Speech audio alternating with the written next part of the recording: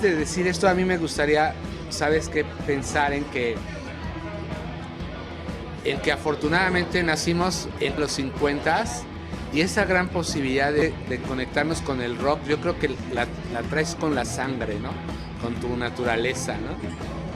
Porque con Radio Variedad. Claro, porque desde niño viste a Elvis, porque desde niño viste...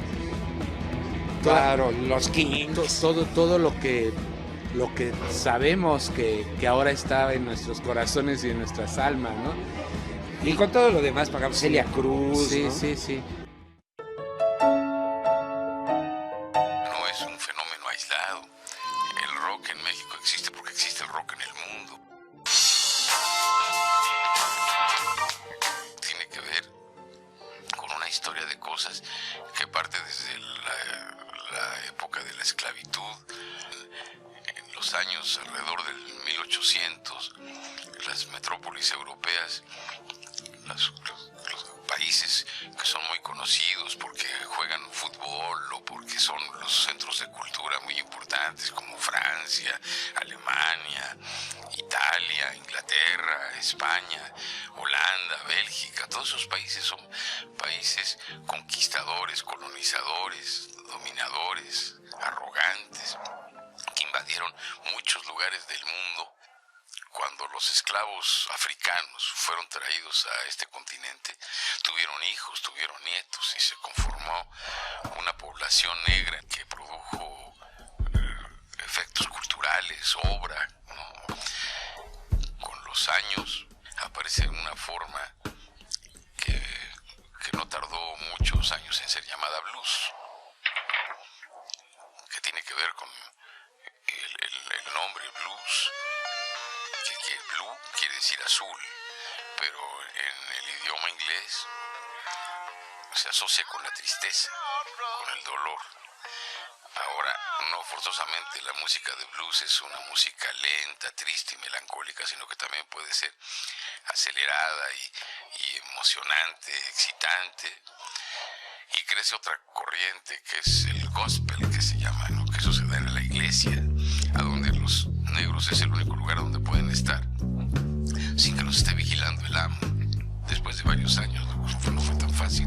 Entonces esas dos corrientes, el blues y el gospel, van produciendo aires, cuestiones, armonía en la música, secuencias armónicas. En un momento dado eso lo llaman rhythm and blues, ¿no? Ritmo y blues. Cosas que hacen, que tienen la capacidad de hacer bailar a todo el mundo, que es atractivo. Y un locutor de radio decidió llamar a esa música, que era el rhythm and blues, rock and roll. No, rock, mecerse, roll, enrollarse, pero que tiene connotaciones así como amorosas también, ¿no? Apapacharse y otras cosas. El rock and roll se inició definitivamente porque éramos tratando de siempre ir en contra, de ser rebeldes. Eso fue el inicio del rock and roll. Bueno, pero entonces, cuando la música llamada rock and roll se hace famosa y empieza a producir efectos de fuerte atracción entre los jóvenes, entonces corre por todo el mundo y llega a México. Con los locos del ritmo, los Teen Tops, los Hooligans, los Crazy Boys, los rebeldes del rock. Aparecen por ahí de 1958. Oigo de alguien, o de algunos, que hablan de que fue un poco antes, porque había interpretaciones de rock de algunas gente que tuvieron cierta resonancia en los principios de la televisión. Yo creo que en México lo primero que hay es una resonancia comercial. Creen que es la moda en Estados Unidos y que hay que cantarlo. Entonces algunas gentes que cantaban lo que fuera, cantan música de rock, lo graban, ¿no? Que aparecen hasta las hermanas Navarro y Gloria Ríos y no sé qué, los que hacían la pizza de Presley, ¿cómo se llaman? Los yopis, ¿no? Pero cuando aparecen los grupos de chavos, adquiere otro perfil. Los locos del ritmo, por ejemplo. Entonces, eso se empieza a ver como los principios del rock en México. ¿Y qué hacen básicamente los Teen Tops, los Black Jeans, los rebeldes del rock? Copiar piezas gringas y hacerles letras en español. Alguno que otro, como los locos del ritmo, hacen alguna canción. En un disco completo hay alguna o dos de ellos. Yo no soy rebelde sin causa, que es una imitación de una pieza de Presley que se llama Trouble, if you're looking for trouble, you came to the right place, ¿no? Dice, yo no soy un rebelde sin causa, chin, chin. Es básicamente esa la onda, ¿no? Es una reproducción fusilera de lo que estaba pasando en el rock de Estados Unidos, ¿no? Venimos en una época así como un poco problemática, se llama el desarrollo instabilizador, a partir del sexenio de alemán. Las maneras de comprar y de consumir son totalmente gabachas, vienen modelos gabachos. La influencia gringa, cultural y económica en México, se hace como más exacerbada, pues es como la posguerra, ¿no? Cuando termina la guerra, Estados Unidos se recupera, México como un país lamenalgas que siempre ha sido, sus presidentes y sus políticos abren las piernas a la inversión extranjera y viene como un modo de ser gringo, ¿no? Muy, muy, muy gringo. Y dentro de eso viene el modelo para los jóvenes, que es el rock and roll. Sí, es innegable que hay un poder, ¿no?, en el rock and roll.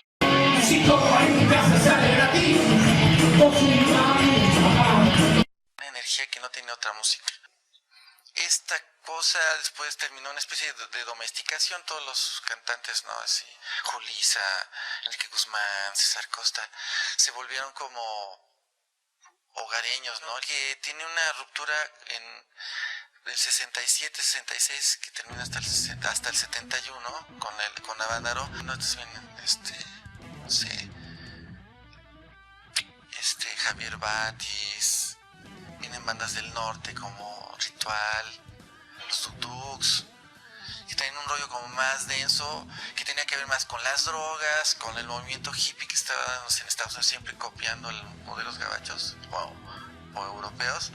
Con bandas como el Tri, que en aquella época era Three Souls, bandas como Peace and Love, los Duk Duks. En esa época, por ejemplo, apareció Briseño, que él fue muy importante en Briseño porque él decía que no, pues el rock también trae su rollo acá izquierdoso, ¿no? Entonces en ese cachito entre el 68 y el 71, el rock es como una especie de mejoral para la juventud, ¿no? Empezó a crecer como el rock en México, ¿no? Los Cafés Cantantes, el Pista y los Insurgentes, pero en el 71, cuando hay como una nueva movilización estudiantil, se corta de tajo. Se cierran todos los cafés después de Avándaro, que fue un desmadre porque como que sirvió para hacer una cacería ahí de brujas, ¿no? El rock es malo, las drogas, Entonces, tanto la derecha como la izquierda como el Estado persiguieron al rock, le partieron la madre. Las peñas en los 70 con Jaime López y con gente como Rafael Catana. Era el tiempo de MSC, también era el tiempo de Cecilia, de la Nopalera, de Eugenia León, de la Nopalera, de claro. Jaime López. Sí, estaba el folclore, de Marcial Alejandro. Eugenia León ahí con su grupo, ¿no? Pues es gente que se interesaba por tener textos bien escritos y entonces había toda esta necesidad de estar escribiendo en español. Bueno, también Guillermo Briseño, ¿no? Como que empieza a volver a aparecer el rock como una alternativa. El rock se había mantenido como al margen en los hoyos funkis. El Tri era el rey del asunto, el Ritual del Tri era el que dominaba. O cantabas rolas del Tri o Paranoico de Black Sabbath. Al principio, digamos, en la época de los 70, cuando después de Avándaro, que el rock se fue al hoyo, que había pocos espacios donde tocar, el Tri fue uno de los grupos que se dio la tarea de escribir en español, pero además de él había otros grupos que también dejaron de escribir en inglés y intentaron traducir su posición ante la vida, su visión de lo que era ser joven en la ciudad más grande del mundo, y lo traducen en sus textos. Un poco de historia, bueno, estaban los Teen Tops, Enrique Guzmán, etcétera, etcétera, donde inicia toda una propuesta, ¿no? Pero cuando empiezan a hacer grupos con música original, con propuestas propias, ya es cuando empieza a gestarse ya una música con identidad mexicana, con una filosofía mexicana. Y bueno, viene lo de Avándaro, que todos conocemos, y después viene toda esta marginación de muchos años. Pero lo interesante es que siempre ha habido música, siempre ha habido muchos grupos, siempre ha habido propuestas y siempre ha habido una necesidad de expresión que no se ha parado hasta ahorita, ¿no? Y corrientes de ahí en México encuentras todo tipo de música hecha por músicos mexicanos y por grupos mexicanos. Entonces habrá cosas que te gusten, habrá cosas que no te gusten, habrá cosas que ni sabes que existen, ¿no? Pero creo que el subterráneo es el alma mater del rock aquí en México, ¿no? El pionero del rock and roll original en español es México, porque aquí en México se empezó a cantar en español, aunque eran covers hace mucho tiempo en los 50s, pero aquí también los Locos, los Rebeldes, los Hooligans, los Teen Tops, ellos también son pioneros del rock original en español a nivel mundial. Ya después en otros países como Argentina, España, etcétera, empezaron a hacer sus propias rolas también en su propio lenguaje. Esto es un pequeño breviario cultural por cortesía del Tri de México para toda la raza. Y entonces a mí me habían dicho de un tipo, y ya me habían dicho que no me juntara con él porque era muy vaguito, jalaba mucha gente de ahí de la escuela, pero no entraban a las clases, lo de siempre, ¿no? Todo el mundo hablaba de Nacho, ¿no? Porque era el único que o cantaba o escribía, ¿no? O era muy simpático. Y entonces un día lo conocí y dije, es ese güey, ¿no? Pero dije, no, pero yo paso con ese güey. No, yo le oía eso, a ese patinzazo. No, yo cuando vi a Beto, fíjate que me cayó muy gordo porque se creía como iluminado, ¿no? Y siempre te platicaba que de la Biblia. Sí, de Cristo. De Cristo y que no sé qué. Siempre te platicaba así y tenía el cabello muy largo. Y siempre andaba solo por allá por las esquinas, se creía artista, ¿no? Se creía uno también calla, pero me fue gordo, güey, ¿no?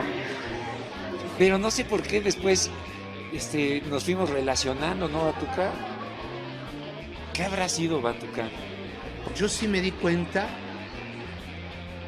del por qué me fijé en Mostacho y en Ricardo González. Me fijé porque eran seres muy divertidos, porque eran seres que siempre estaban riendo, eran seres que siempre estaban jugando a todo y jugando a nada.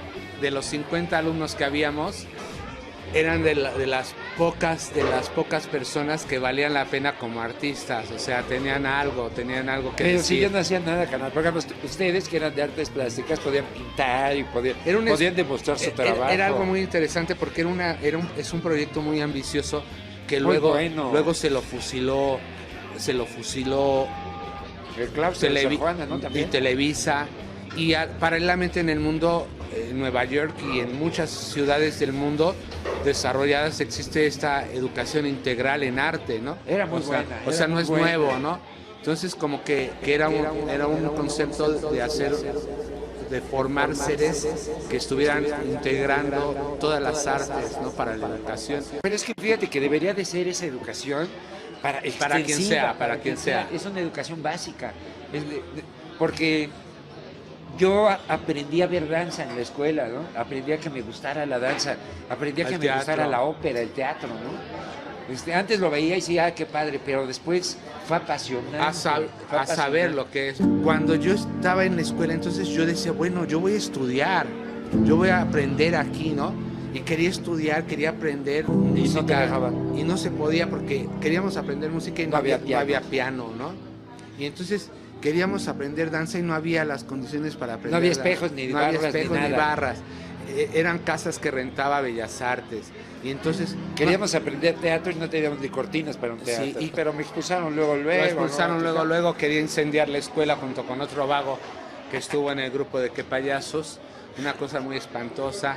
Llegó el momento en que no aceptaron ningún tipo de disciplina y eran muy impuntuales, muy informales, les valía madre todo. Y entonces un día no los dejaron entrar a la escuela y entonces se les hizo fácil como adolescentes agarrar una estopa y ponerle tantito gasolina y darle a la dirección. Pegarlas a las paredes. Y pegarlas, o sea, y la directora argentina, que era una argentina, se espantó de ellos y espantó a toda la comunidad que estábamos dentro de la escuela y decía, vamos a morir como ratas. Hay 2 compañeros suyos que como no los dejamos entrar a la escuela, están queriendo incendiar la escuela, corran, y sale toda la escuela que éramos ya, para ese entonces éramos 15 de la Escuela de Bellas Artes, del proyectazo de Bellas Artes, y estaban estos desgraciados muriéndose de la risa y corrieron como unas ratas. Pues también nos íbamos a quemar. Escaparon. Y de ahí para el Real ya los expulsaron definitivamente de la escuela. Pero tronó la escuela, ¿no? No, tronaron ustedes, desgraciadas Sí, ratas. Paralelamente también el rollo de mi familia, por parte de mi mamá, mi tío tenía una banda que se llamaba La Resurrección y tocaban covers de Chicago, tocaban covers de todas las bandas que habían en esa época. Tocaron con el Tri. Tu tío Carlos, ¿no? Sí, Carlos.